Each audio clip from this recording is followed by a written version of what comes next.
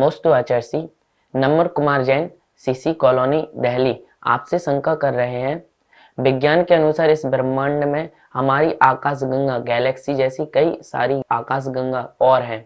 मान्यता के अनुसार वह आकाशगंगा कौन कौन सी हैं, यह समाधान करें। नमोस्तु आचार्य जी।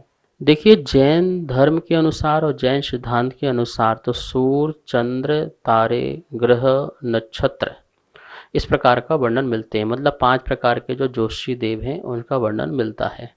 अब ये जो वैज्ञानिक लोग हैं, आकाश गंगाएं किसको बोलते हैं, किसके लिए कहते हैं, कौन से ग्रह को आकाश गंगाएं कहते हैं, ये अपना जो है रिसर्च का विषय है। जैन धर्म के अनुसार तो किसी प्रकार के आकाश गंगा आदियों का नाम मिलता पढ़ने को नहीं है। जैन धर्म में अपन देखिए, त्रिलोकप्रणति पढ़िए, कोई सा भी यदि ग्रंथ पढ़ेंगे तो उसमें आपको सूर्य के बारे में, चंद्रमा के बारे में, ग्रह के बारे में, नक्षत्र के बारे में और तारों के बारे में इस प्रकार का वर्णन मिलता है। अभी ये बहुत बड़ा शोध का विषय है और वैज्ञानिक लोग जो होते हैं वो नई नई शोध करते रहते हैं। एक वैज्ञानिक आता है, उसके आधार दूसरे वैज्ञानिक का आधार लेकर के उसका शोध करता है, फिर तीसरा वैज्ञानिक आता है, उसका आधार लेकर शोध करता है। इसका शोध चलता रहता है, अंत नहीं होता है, क्योंकि उनको पूर्ण ज्ञान नहीं है। अपन को जो केवलियों को पूर्ण ज्ञान था, उनके माध्यम से उन्होंने ज्योतिषी के 5 प्रकार के भेद किए और उसी भेदों के अनुसार कितने ग्रह हैं, कितने नक्षत्र हैं, कितने तारे हैं, कितने सूर्य हैं, कितने चंद्रमा हैं, इन सबका वर्णन अपन को जो है पढ़ने को मिलता है। अब आकाश गंगाएं किसको कह रहे हैं, ये क्या सूर्य को कह रहे हैं या अन्य सूर्यों को कह रहे हैं, अन्य चंद्रमाओं को कह रहे हैं, या उनके कोई छोटे ग्रह हैं आदि किस प्रकार के कह रहे हैं, ये बहुत शोध का विषय है और इसे शोध करके ही अपन को इसमें आगे जो है इसका विषय प्रतिपादन करना होगा। नमोस्तु आचार्य। नीराजन धावली आपसे शंका कर रही हैं। तत्वार्थ सूत्र के द्वितीय अध्याय सूत्र नंबर 5 में हमने अलग अलग लेखकों की विवेचना में 5 लब्धि छायोसमिक, दान, लाभ, भोग, उपभोग और वीर तथा कहीं पर 5 लब्धि छायोसमिक लब्धि, विशुद्धि लब्धि, देशना लब्धि, प्रायोगिक लब्धि और करण लब्धि पड़ी है। तो महाराज जी ऐसा क्यों है, कृपया समाधान करें। नमोस्तु आचार्य।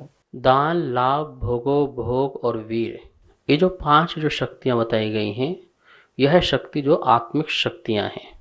आत्मा में जो अनंत शक्ति होती है उसका ही प्रतिफल रूप में ज्ञान की शक्ति, मतलब जानने की शक्ति, देखने की शक्ति, ठीक है ना। देखना जानना तो होता है, किससे होता है, ज्ञान गुण से और दर्शन गुण से। लेकिन मैं देखता रहूं, मैं जानता रहूं, तो उसमें भी शक्ति की आवश्यकता है ना। तो वो शक्ति किससे मिलेगी, तो वो शक्ति मिलेगी जो अनंत वीर नाम की जो शक्ति है, आत्मा में वीर नाम का जो गुण है, वह गुण से उसमें जानने की, देखने की हमें और शक्ति प्राप्त होती है। जैसे कि हम अभी थोड़ा सा जानते हैं तो थोड़ा जानते से फिर बोर हो जाते हैं, फिर हमको दूसरा सब्जेक्ट चाहिए, दूसरा विषय चाहिए। क्यों, हमारे पास अभी अनंत वीर प्रकट नहीं हुआ है। और केवल ज्ञानी हर समय 6 द्रव्यों को, 6 पर्यायों को हर समय जानते रहें, फिर भी बोरियत को प्राप्त ना हो, वो किस लिए, वो अनंत वीर प्रकट हो गया, ठीक है ना।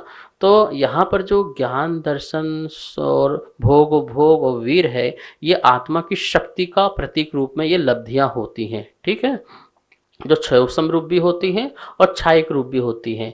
छद्मस्त काल में क्षयोसम रूप होती हैं और फिर जब केवल ज्ञानी हो जाते हैं तो वो छायक रूप में हो जाती हैं। लेकिन जो आपने कहा कि इसके साथ साथ जो क्षयोसम लब्धि, विशुद्धि लब्धि, देशना लब्धि, प्रायोग लब्धि, करण लब्धि, ये जो 5 बातें कही गई हैं, वो लब्धि और वो इस लब्धि में दोनों में अंतर है। यहाँ तो लब्धि मतलब प्राप्ति, योग्यता, किस चीज की, सम्यक दर्शन प्राप्त करते समय।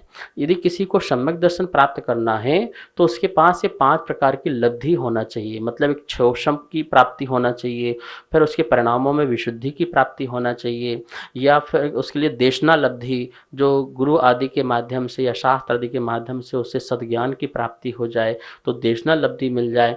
प्रायोग लब्धि के माध्यम से वह जो है अपने जो कर्म हैं, प्राचीन जो कर्म हैं, उनको अंतः कोड़ा कोड़ी में ले आए, और करण लब्धि के माध्यम से वह मिथ्यात्व के टुकड़े आदि करके सम्यक को प्राप्त करे। तो इस प्रकार से 5 लब्धि जो हैं वो सम्यक दर्शन को प्राप्त करने की योग्यता वाली हैं।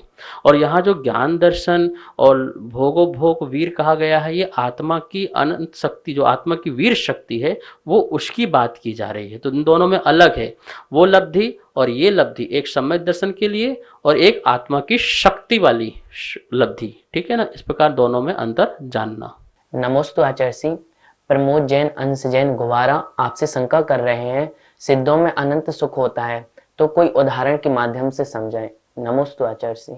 सिद्धों में अनंत जो है सुख है, अनंत सुख कैसा है, वो अतीन्द्रिय है, इंद्रिय रहित है। और इंद्रिय रहित जो सुख है उसे मात्र अनुभव किया जा सकता है, उसे बताना, उसे उदाहरणों के तौर पे बताना संभव ही नहीं है। फिर भी आचार्यों ने दयावश, करुणावश हमें सिद्धों के अनंत सुख से परिचय कराया। जब उनसे पूछा गया कि सिद्धों में अनंत सुख है तो कैसा अनंत सुख है, तो कहा गया कि सभी देवी देवताओं के जितने भी इंद्रिय सुख हैं उनको इकट्ठा किया जाए, चक्रवर्ती आज तक जितने चक्रवर्ती हुए हैं उन सबके सुख जो हैं इकट्ठे किए जाएं, तो संसार में जो भी श्रेष्ठ हैं, जो भी श्रेष्ठ पुण्य हैं, उससे उत्पन्न होने वाला जो भी सुख है उन सब सुखों को इकट्ठा किया जाए तो वह सुख भी क्या है, सिद्धों के सुख में बिल्कुल नगण्य है, शून्य है। तो आप सोच सकते हैं कितना सुख है। ऐसा ही जब मैंने किसी जगह ऐसा प्रवचन किया तो बोले कि जब जो संसार का सुख है उससे भी अनंत गुना सुख सिद्धों में है। मैंने कहा हाँ। तो उन्होंने कहा अच्छा, मतलब यहाँ पर एक चक्रवर्ती की 96,000 रानियां हैं तो वहां पर और अनंत गुणे रानियां मिलेंगी। हमने कहा ऐसा नहीं कहा, ऐसा नहीं बोल रहे हैं। सुख की कल्पना की गई है कि जिस प्रकार से इतना सुख है, इनको आत्म इंद्रिय सुख मिलता है, ये पर ये आकुलता युक्त सुख होता है। ऐसा ही निराकुल सुख है, अनंत गुणा इससे जो है सुख है, ऐसा जो है वो सिद्धों का अनंत सुख है। तो सिद्धों के अनंत सुख का अनुभव करना है तो मोक्ष मार्ग में बढ़ें और स्वयं शुद्धोपयोग की दशा में जाकर के उस सुख का अनुभव करें। सभी को सादर जय जितेंद्र। जैसा कि आप सभी की शंकाओं का समाधान पूज्य गुरुदेव के द्वारा नित्य आगम के अनुसार किया जा रहा है, तो किसी के मन में कोई भी शंका हो तो आप हमें नीचे दिए गए नंबर पर भेज सकते हैं और आपकी शंका का समाधान पारस चैनल के माध्यम से प्रतिदिन किया जा रहा है। कृपया अपनी शंका नीचे दिए गए नंबर पर भेजें। जय जितेंद्र।